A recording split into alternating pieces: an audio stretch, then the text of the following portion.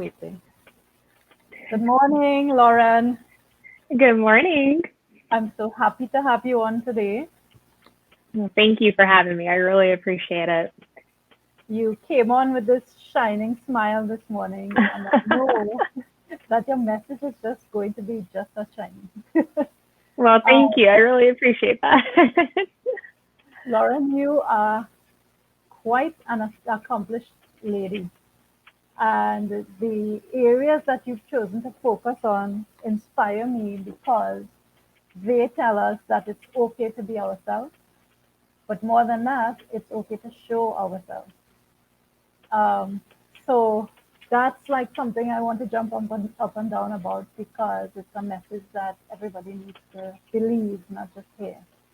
And so today we're going to do our part to get that message from you shared with more people. I'd love to start by just getting to know you a little bit. So if you're up to it, could you tell us a little about your background, who young Lauren was, and where she came from, how your values and vision came to be, and then how that caused your journey to evolve? Absolutely. Do you want to start with who I am today and then go backwards, or you want me to start straight from backwards? Whatever you want. Well, today, I own Burning Soul Press, which is just kind of my passion project right now, my full business. We focus on helping people share their stories, bring them to life. Books, my entire life, it's always been my passion. I have them surrounding me. I won't show you the office, but I do not have enough bookshelves right now to contain all the books. Thank God I have a wonderful husband who understands that that's where my energy comes from, is being surrounded by books, and he's totally fine with them being stacked in piles all over the house. Very grateful for that. I'm also the mother to two little boys. They are 2 and 4 and just the light of my life. I write my own books. I am primarily a fiction writer for my own books. I am looking at releasing some nonfiction titles this year, but I do ghostwrite mostly nonfiction books. So that's something else I do. My number one focus, is book coaching. Because again, I just love to be able to help people share their stories and bring more and more books into the world, because I believe that there can never be enough books. How I got here, how I came to be at this point in my life. I was actually born in the Boot Hills of Southern Missouri. So, it's very interesting. We were raised in a town with, no stoplights, all of that. My parents actually came from California, so it was a little bit of an adjustment for them. And, looking back, we had so many good memories of just being out and about in the streets. We were always playing out in the fields and the streets, getting dirty, 4-wheelers, all of that. We had hogs that we were raising at one point. So it was just this incredible, simple little life. My dad's job ended up moving us to Illinois when I was in 4th grade. And, looking back at just kind of your life and all of these pinnacle points that happen, that shapes you into who you are. I've been doing a lot of reflection on this recently, especially when we made that move, so many things in me changed. It went from me being used to just, kind of this country life, to all of a sudden, we're still in this pretty small town in central Illinois, but it's totally different. It's a completely different environment, and I had the thickest Southern accent you've ever heard before in your life. I will watch home videos, and I can barely understand myself. But when I was in 4th grade and we moved here, that's when I started, getting told that I was different. I remember dodgeballs being thrown at me, because I talked funny, and I would spend hours after school with one of my only friends at the time. She would help me get rid of all of my slang, and really work with me on saying words very, very clearly. And I remember that was kind of the point when I just started shutting down as far as not speaking as much. and becoming more self-conscious. Like, I just really remember that. Even now, I struggle sometimes with talking. Like, if I get in my head too much, I start, forgetting words, stumbling over them because I get nervous. And that is something that I've really had to work on, throughout the years. And it's funny when those things happen and you don't realize that they're shaping you. But I think it allowed me to kind of get into my introverted soul more, just find my safety there. I think that's why books were such an important part of my life, because it allowed me to experience different parts of the world, become someone else even for a period. That's the beauty of the books. It kind of gives you strength and gives you a different perspective just by living in them for a period. And books were always a strong part of my life. But as I grew up and, got older, writing was always a large part of my life. The first book I ever wrote was called The Walker That Ate My Books. A thriller in third grade. And it was even like, when we had like the old computer and the mouse, that's how I would illustrate it. It was like trying to illustrate it with the mouse. So it was just, it was horrible looking back. But at the time, I was pretty proud of it. So won my first award. It was a Young Authors Award. Ended up winning 3 years in a row, which was really amazing for different books. And that kind of gave me the confidence I needed at that time, especially with going through that change that I had in my life. Suddenly I discovered an area that I was passionate about. I was getting affirmations like, okay, this is really cool. I had a fifth grade teacher who I loved, who I would write books about her cat Ozzy, and, great adventures in his life.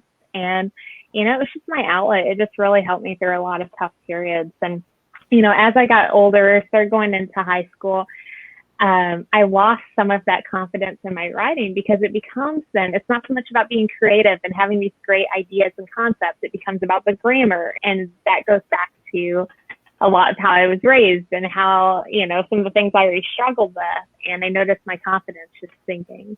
And that's one thing. I am so protective of creative writers who are in school, because I'm like, do not, you still have to separate yourself from, following specific guidelines, staying in a specific structure versus also just following that story on your heart and knowing that there are literally no boundaries.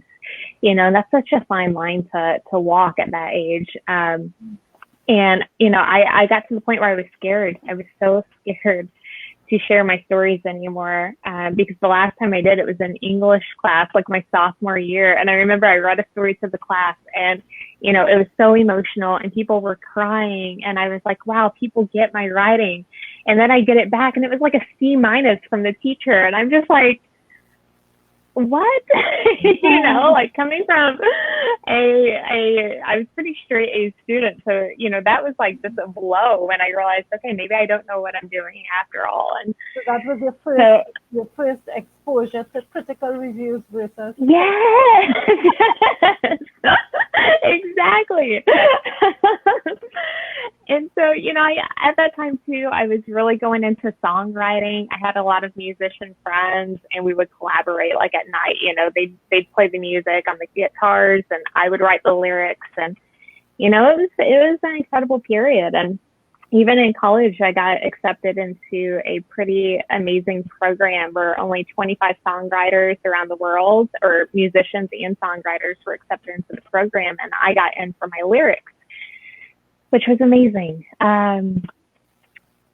But what you hear in life a lot is that you cannot let your hobby become your career. You cannot make money. There's only, 1%, less than 1% who will be successful in it. And you start feeling all of this pressure to do something else. And so I ended up walking away from all of that just to try to find a career that's more stable and to make everyone else happy and to impress people by, moving up the corporate ladder and all of that. And I ended up falling into, I had a psychology and sociology degree, ended up falling into human resources, went down the corporate world or corporate path. And what's interesting about that is I could just feel myself losing myself even more throughout that path. I felt like I was doing what everyone else wanted me to, but I couldn't find who I was in the corporate world. You know, I was successful. I was going for promotions, getting promotions, moving up the ladder. So on the outside, it all looks great, but I had no clue who I was anymore. No clue. And I loved helping people in their careers, but it never felt like enough. It just wasn't fulfilling my soul. And, you know, when you're creative, when you're really in tune with writing or any of that, you're being very vulnerable. And it's coming from a very deep place within you. And it's so easy to put a cap on that and not want to be in tune with that anymore. And that's what I did for way too many years. And I stopped writing for a few years because of that. I kept trying to, and then I would just put it off. And, you know, I see that happen to too many people. We just get so lost into who we're supposed to be versus who we naturally are. And, you know, I always heard my mom say that when she turned, like when she got in her 50s, she just felt so much more confident in who she was. And, you know, she wasn't as apologetic in that. And it's true, you know, it seems like so many people just go through these flows for, you know, like the 20s, it's still that exploration and you're still trying to find your place in this world. And, you know, it was a struggle. And I got to the point where I realized I wasn't happy and I knew I wanted to get back into writing. And so I was trying to get back into it, trying to force myself into it. And then I had my first baby. Mm-hmm. And looking into his little blue eyes, everything made sense.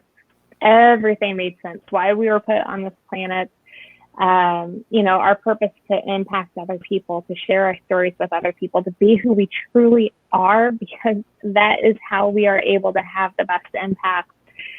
When I had him, I just knew then that nothing was ever going to be the same again, not just being a mom, but just kind of seeing that life, that fresh start to life, you know, and thinking about all of the years ahead of him and just really wanting to instill that confidence in who he is and those, you know, his natural strengths, his natural talents, making sure he doesn't try to be someone he's not, letting him take risks and failing because that's okay. That's how you learn, you know, like all of this stuff just, it changed me at that point. And that's when I really started writing again. I ended up taking the risk and walking away from my corporate job, which was hard, you know, and scary.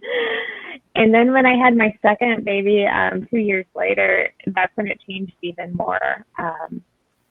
It was a really, really dark time. I ended up having postpartum depression for 10 months after he was born. But I keep saying, I think it came on like 4 months before he was even born because it was a really hard time. And it's not necessarily that the pregnancy was rough, but I mean, normally I'm pretty optimistic and I was not during that time. Like I was like a whole different person. So I'm pretty sure it came on before that point. And it was a really dark and hard time. And there was this point when I was just crying. I was depressed. I was upset all the time. I knew I should be appreciative for this new life, and I was, but I was having trouble breaking through those pains. And there was a day when they were both crying. I was crying. It was hysterical. It just felt like nothing was ever going to be good again. And that's when I realized that, you know, they are a reflection of me. How I'm feeling inside is exactly how they're presenting themselves right now, you know, and I don't want that for anyone ever, especially not them. And so I started evaluating like what's most important to me. And I've always been a believer that your dreams, like you have to have dreams, you have to believe in yourself, you know, that we all have these individual talents and strengths that were purposely given to us. And it's so important to live those out, to align with them, because that is how we all come together. It's this like beautiful puzzle. It's when everyone's in the alignment with their strengths and their dreams. And that's when everything changed. So within 9 months of that day, when I said, okay, this is going to change, you know, I want a better life for them. I want a better life for me. I want to prove to them that dreams are possible to reach. I ended up publishing 4 books at that time within 9 months. It was hard. I was only sleeping probably 2 hours a night, and that was interrupted because my second baby did not sleep at all. And it was hard, but it was so worth it at the end. And it was about around that time, 9 months after I made the decision, that I won an award for one of my books. And the coolest thing was seeing the Remedy Files Illusion. So it's the book one of my young adult dystopian series. And seeing the look in my 4-year-old's eyes was the coolest thing. And even to this day, like every time he sees the cover, he's like, my mama won, an award for that book. And he told all his teachers, and he still tells everyone. I'm like, okay, this is what it's all about. Like, he's always going to remember this. So yeah, that's kind of long. No, well, you see, your whole story connects, right? So, so you became an author. You sort of always were an author, but you graduated to becoming a published author. But from chatting with you, I know that you published both as Lauren Eckhardt and under a pen name, and you got your award for a book that you wrote using the pen name. So how many books do you have under both right now in total? So I have 9. 9 in very short time, in a couple of years? Yeah. And, to be fair, like the Remedy Files, I started that one 10 years ago. And, it took me 10 years to officially complete it. And that's why I say, too, it's just the cool part. Like, once you make up your mind that you are going to become a writer and you're going to get these books done. My first book, like I said, took 10 years over time to write. The last book I wrote took me 30 days. So there's just a difference. And it's not like my load has changed. If anything, there's more on my plate than ever. But my dedication to it, my proof that, I always say, once you write your first book, you prove to yourself that you can do it. Right. And you can climb that mountain, and you can climb it again. And it's true. You just have to believe in yourself and have your goals set. We break the back on that, and we can do it better next time. Yes. Yes. Okay. So how did you then move from just being an author to saying, hey, I can write for others, I can be a ghostwriter, and on top of that, it's time for me to open my own publishing business? Yeah. So again, it's just well, let me go to the ghostwriting part. That's actually something I never thought I would do before. It wasn't on my radar. I actually, to be perfectly honest, probably had like a negative perception on ghostwriting in the beginning, because I'm like, well, if you're an author, you're going to go through all of the, blood, sweat, and tears. No, even if you hire someone to be a ghostwriter, you're still sharing your heart. You're still revealing what's inside in your story. And I see that now more than ever. So I was approached by somebody who asked me if I would, consider writing her story. And it was something that, I kind of was like, oh, I'm not sure if I want to do that.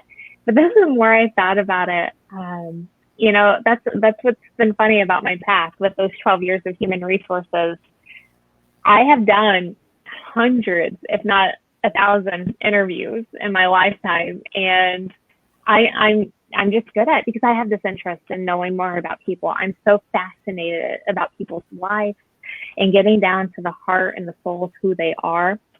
And it just came natural to try to figure out where exactly, what her story is truly all about, what she wants the theme to be, the concept, the messages she wants to share, being able to learn so much from her that I can adapt her voice as my own, like pretty much all that training that I hated or didn't feel like was in line with me paid off, like that's what's so cool about life. It all connects. It all comes back around. You still gain skills that you wouldn't have otherwise. And it just made sense.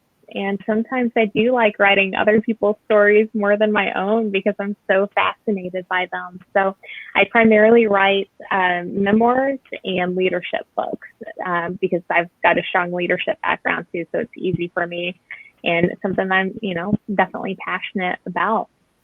So that was the ghostwriting part. And then with the business, once you start to align with who you are, who you're meant to be, your strengths, like I said, I've always known I've loved books. I've wanted to bring more and more books into the world. I love helping people get in touch with their stories. so many people aren't sure how to go about doing that. Like they might have a feeling that they want to write a book and they don't know how to do it. So it just made sense. And I was already helping other people to just open up Burning Soul Press and to help them with that. And, you know, we, of course, like I said, do book coaching too. And, you know, we've got writing groups. So it's just, it's my passion. It's my world come to life. Wow. So if I have to think about, I'm a lecturer and I talk to so many people, both in my classes and as co-workers in the university system. And so many people have said, I have a story in me. I want to write a book. And in fact, it is part of our job to publish, and writing a book is one of the ways that we can publish to be academically productive. Mm-hmm. So what would your advice be to help us? Two things. So let's start with just what tips do you have for us to get past our fears and inhibitions, to get the book out there? Mm-hmm. And you can choose if that's the one you want to answer first, or do you just want to tell us about why it's important to tell our story and how we can reach the people who are right for us? Yeah. So my firmest belief is that if a story idea has landed on you, there's a reason why. There is someone out in the world who needs to hear that story paired with your specific voice. Now, when I say your voice, that's your experiences, your perspectives, your dreams, your passions, you know, everything that makes us wrapped into your author voice. And that idea with your voice is just exactly what I would say one person, because that's all that matters, really. It's just that one person. But of course, there's always more than that who are influenced and affected by it. But so you are actually doing a disservice to that reader who is in dire need of your message or your story by not sharing it, by not following that idea. And, you know, I believe, like, I always call it like these magical little butterflies that land on you, these golden butterflies.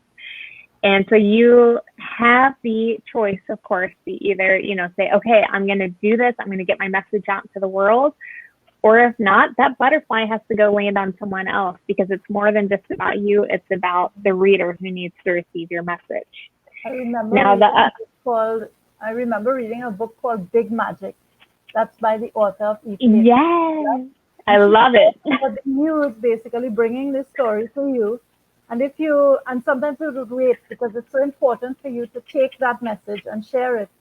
But it would run out of patience and it would say, listen, this story needs to get told. So if you don't tell it, after a while, somebody else is going to tell it. Yes. And you know what's funny about that book? I literally just read it like last month, probably just a few weeks ago, because I have been told over and over, like, you need to read this book. This book reminds me so much of you. And I was reading that part and I was like, okay, this is why everyone wanted me to read it, because it's like the same. Oh, I resonated with that book so much. I loved it. And yeah, you're absolutely right. But, you know, it's funny because I talk about so much about how someone else needs to hear your story, that someone else, you know, needs to receive that message.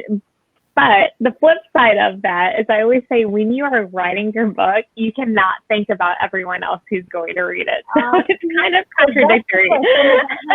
For you, I've read two different views. Write for yourself. Forget about everybody else. And the other one is, make sure you know your audience and write for your audience. Which yes.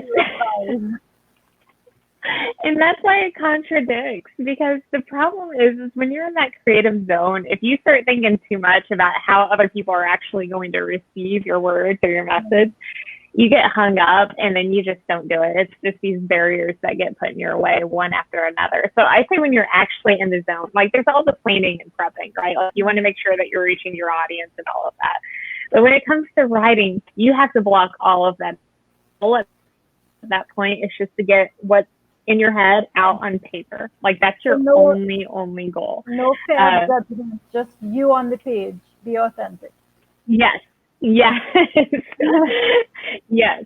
I mean, because like I said, you know, and I see a lot of first time authors, especially, like they get hung up on, okay, I'm writing this book. well, what's going to happen when I put it out there and people start leaving reviews? Like, how's that going to make me feel? And then they start getting really caught up in that portion. And it's like, you haven't even finished your story. You just need to focus on that, because otherwise you won't. You know, we as a society, we tend to think way too much about what people are going to think about us. And we put thoughts in their heads before they even have a chance to come up with their own thoughts and opinions. You know, we don't give people a chance to think for themselves. We're automatically thinking we know, what they're going to think of us already. And that prevents way too many people. And this isn't just with writing. I mean, this is with any dream. It's why a lot of people do not pursue their dreams. They're so worried about whether people are going to think about them. Or, I help a lot of creatives launch their digital businesses. And one of the first questions I always get, and this is very similar to writing, is, well, can I announce it to people who aren't in my group? And I'm like, okay, so you don't want to announce it to your family or friends? No, because I don't know what they're going to think of me.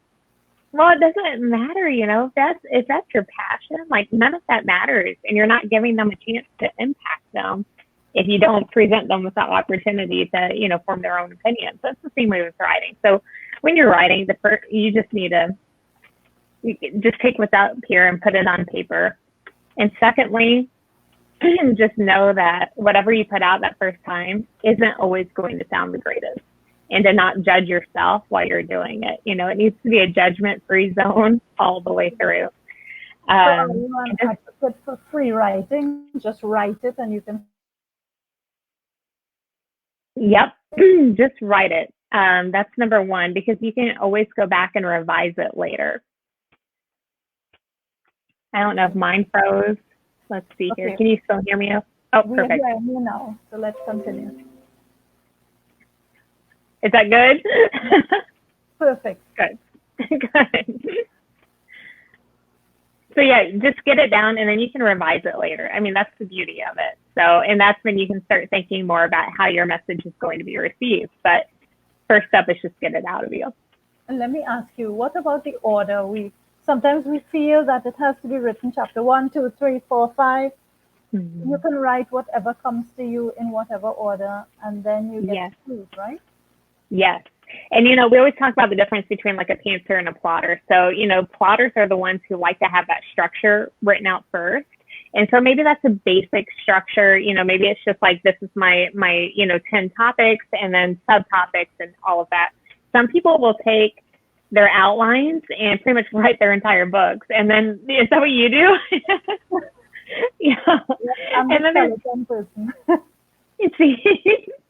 And it works for different people. And then other people are pantsers, they just like to go in there and write it and then organize it later.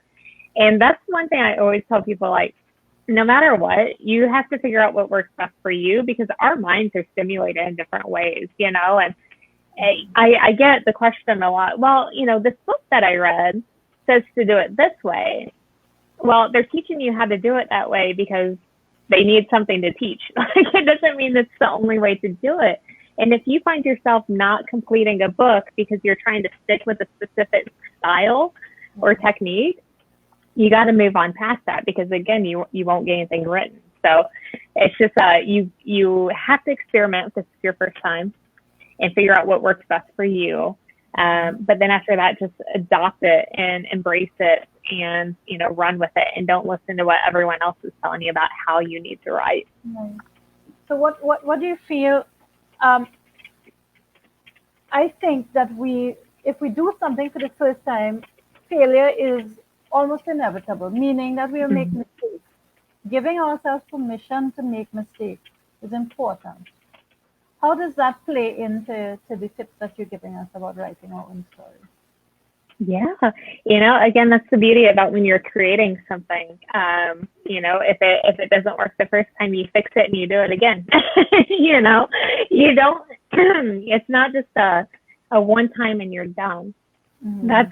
That's one thing that I feel like a lot of people put those caps to on themselves. They think it's just one time and either I make it or I don't. And that's not the case. And you listen to the backstories of any successful author, name one and you're going to find their backstories of rejections and failures, but they didn't give up, because this is the thing. If you know what you want to do, if you're following the stream, For example, if you want to be a writer, call yourself a writer. Embrace the fact that you are a writer. You not getting that book deal or not getting, perfect 5-star reviews all the time, none of that changes the fact that you are still a writer. I mean, no matter what, like everyone else's reactions, the meeting expectations, none of that changes. You are a writer regardless, and failure is just part of the journey. It's part of what makes us stronger. It's part of what makes us better, as long as we're willing to learn and, learn from those journeys, learn from the failures. That's what it's always all about. How can somebody hone their writing skills? Do I have to write to become a better writer, or are there ways that I can begin building the skill even before I start writing? Yeah, I mean, my rule of thumb for anyone is carve out 30 minutes a day to write. I don't care if that's your book idea, a journal entry, random thoughts, it doesn't matter. A letter to a friend, like a deep letter to a friend, no matter what, 30 minutes is all you need per day. Because it's like a muscle, it's like when you're exercising. Every time you write, you just get better. The other cool part with writing specifically is that I feel like as you just go through life, because we're, observing the world, we're interacting with people, all of those interactions, we get smarter, we learn more. And all of that plays a part in your writing. Everything that you're constantly taking in from the world is going to improve your writing.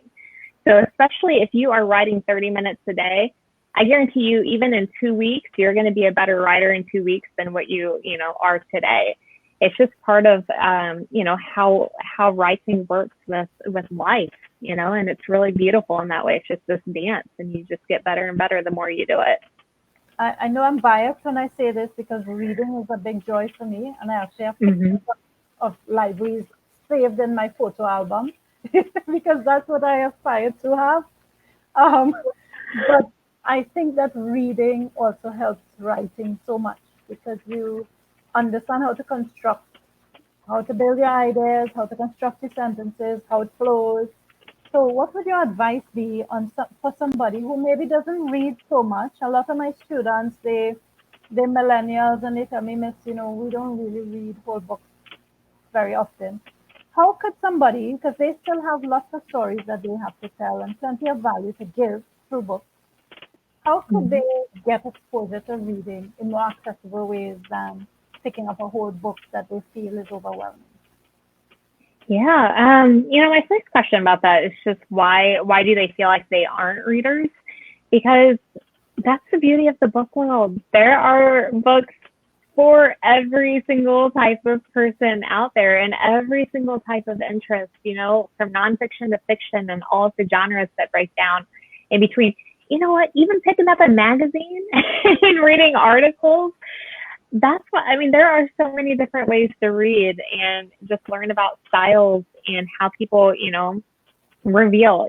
We talk a lot about, even the basics of storytelling and how that works for nonfiction.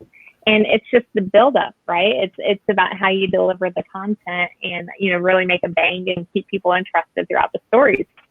And so I would challenge somebody of like, why, there's so many different types. Let's find out what your interest is. And then, here are some things that you can start with. On top of that, start with short stories. There's so many short stories, novellas, just smaller chunks. If a full novel just seems too daunting, there are so many other ways to still be able to read, because you're right. I mean, reading will make you a better writer as well.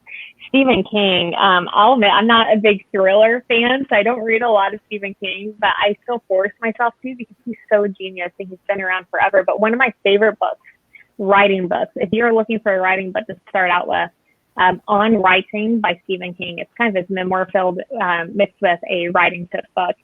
But even he talks about the importance of just making sure you're constantly reading. And in the back, he has like his favorite books that he's written, and they're all over different genres. And I think that's why he's so good at his craft, is because he doesn't just limit himself to one genre. He reads across the board. And I think that's just what people should do, because they might realize by testing out different genres and areas that, oh, maybe I do like reading. I've just been reading the wrong genres all my life. Yeah. Oh, I've been reading because it's assigned, and I have never really realized that reading can be fun. Yeah, especially in school. Absolutely. Right? So one last question before we end, because I could talk to you for a long, long time to come. Likewise. When you, so for more advanced people who are writing, would you advise them to self-publish or to find a publisher? And how would they decide which is right for them?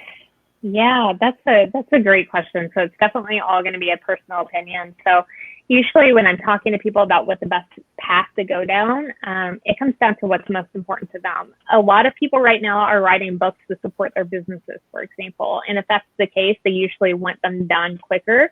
And that is the plus with self-publishing, is that, you know, you could get it out next week if you want to. Now, I always recommend doing the right steps before you just release it, you know, and I could go into a big lecture with that part, but you know, you can release it quick, and that's definitely a cool part of it.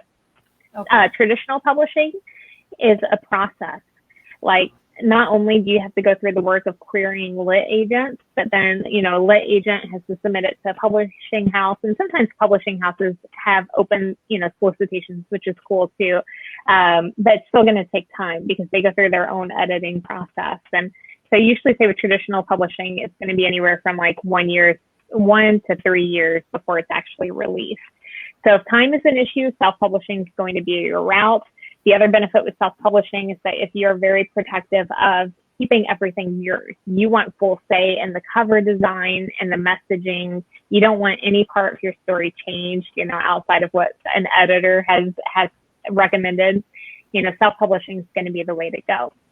I really am an advocate for self-publishing just because the publishing industry has changed so much over the past few years, and it's ongoing, that I feel like the more control you can have over your own story and keep it authentic to you, the happier you will be long term.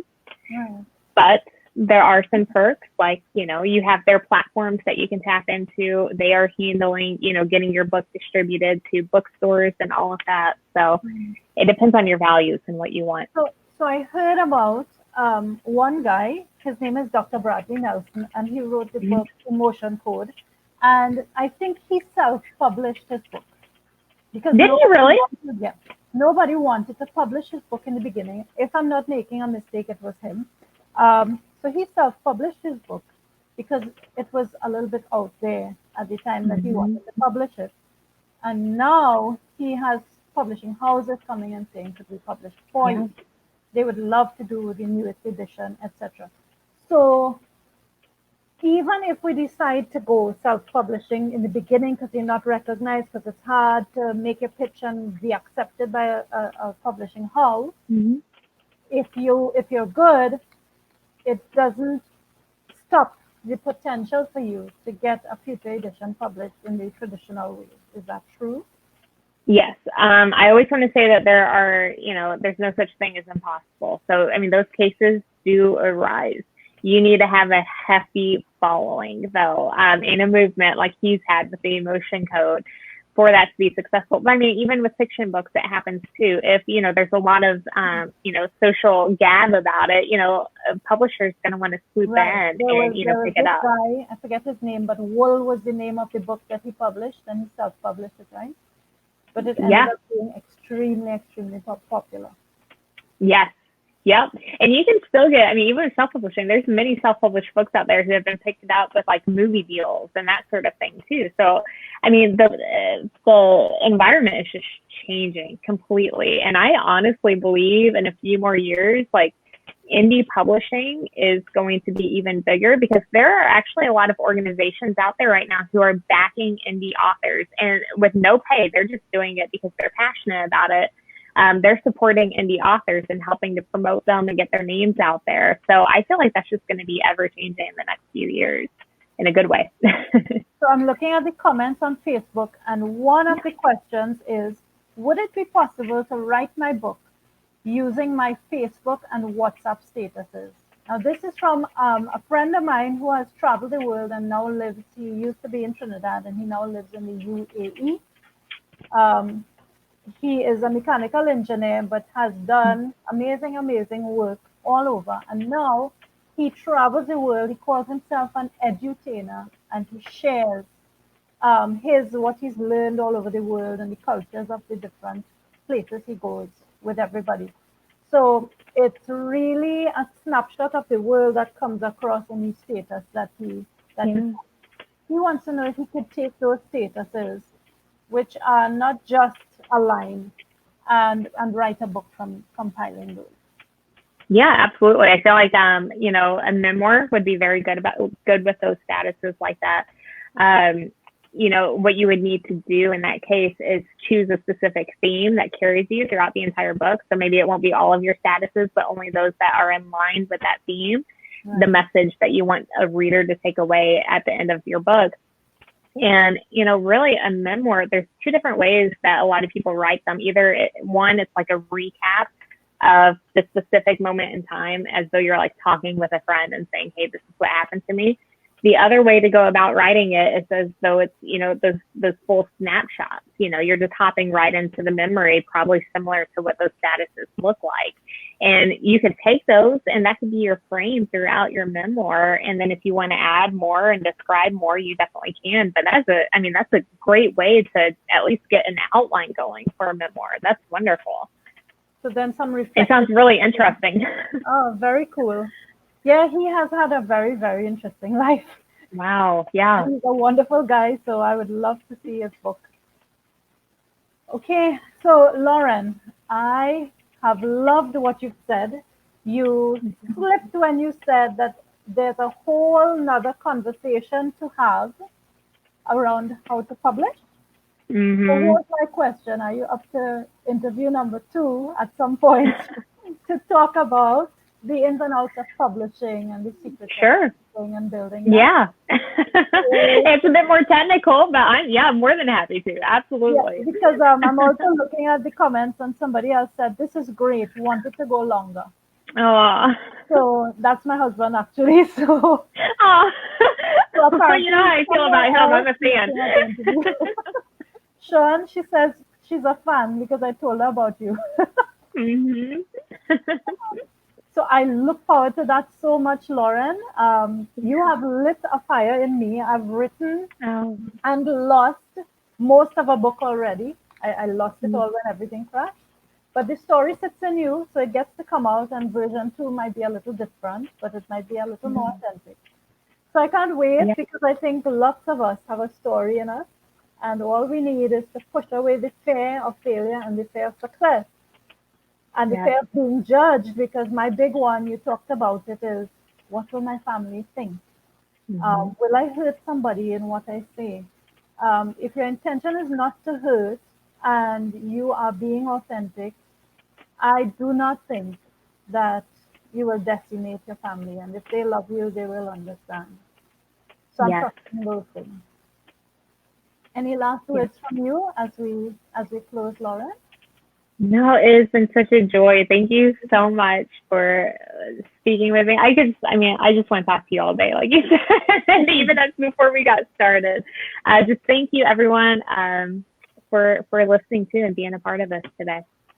Okay, thank you, viewers, for joining us live. And to those who look at the stream after, thanks so much for supporting and for viewing all the time. Have a wonderful day, Lauren and viewers. Thank you. Bye bye. Bye, everyone.